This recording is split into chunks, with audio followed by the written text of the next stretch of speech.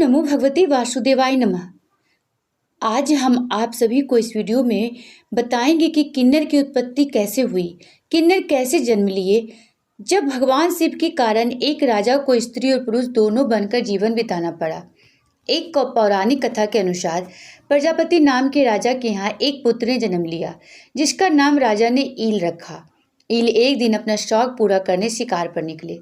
शिकार की चाहत में वो जंगल में आगे बढ़ते चले गए और उस पर्वत पर पहुंच गए जहां भगवान शिव माता पार्वती के साथ क्रीड़ा कर रहे थे।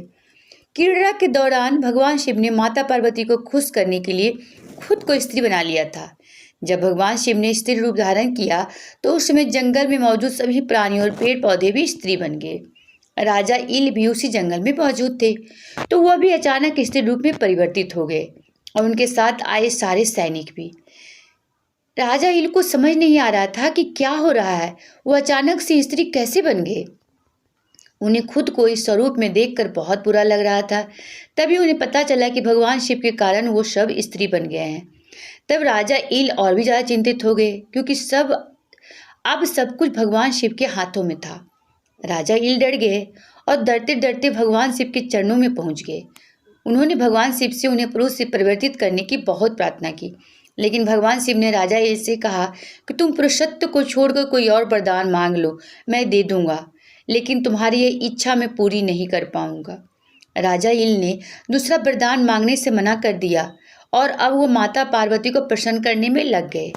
जब उन्होंने माता पार्वती से अपना पुरुषत्व वापस लौटाने का वरदान मांगा तो माता पार्वती ने कहा, तुम जिस पुरुषत्व को वरदान चाहते हो उसके आधे हिस्से के दाता तो खुद महादेव हैं, मैं तो सिर्फ आधा भाग ही दे सकती हूँ।